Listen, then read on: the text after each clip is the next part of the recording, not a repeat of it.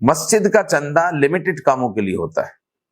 مسجد کے چندے سے پروگرامز نہیں چلا سکتے ہیں، پروگرامز میں لنگر اور شیرنی آپ نہیں کر سکتے.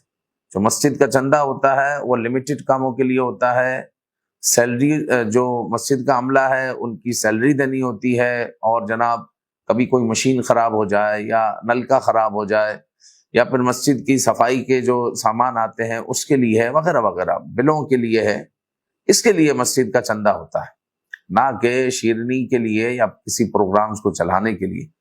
اگر مسجد میں کوئی پروگرام کرنا ہے تو اس کے لیے الگ چندہ کیا جائے، لوگوں کو بتا کر کہ مسجد میں یہ پروگرام ہے تو اسی لیے مسجد کے ساتھ تعاون کریں وغیرہ وغیرہ بتا دیا جائے، اور لوگ اسی مد میں جب آپ کو چندہ دیں تو آپ اس پروگرام میں اس مال کو خرچ کر سکتے ہیں.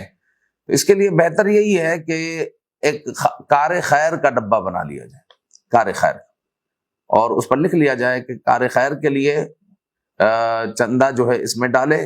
نیچے ایک عبارت لکھ لیں کہ آپ کا کار خیر میں دیا ہوا چندہ، کار خیر کے لیے دیا ہوا چندہ مسجد کے کسی بھی نیک کام میں استعمال کیا جا سکتا ہے، مثلا لنگر، شیرنی وغیرہ.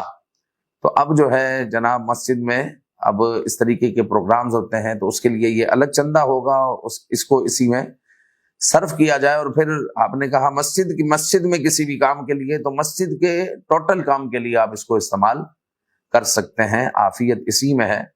دیکھیں ایک بندہ جو ہے اگر تو ذمہ داری نہیں لیتا، آتا ہے نماز پڑھ کر چلا جاتا ہے، وہ تو عافیت میں ہے، اس کے لیے اتنے مسائل نہیں ہے. لیکن جن کی ذمہ داری ہوتی ہے، جو صدر ہوتا ہے یا سیکرٹری ہوتا ہے یا ممبر ہوتا ہے، جن کی ذمہ داری ہوتی ہے، تو ان کو جو ہے بہت ذمہ دارانہ طریقے سے چلنا پڑتا ہے کہ کہیں اللہ کی گرفت نہ ہو جائے.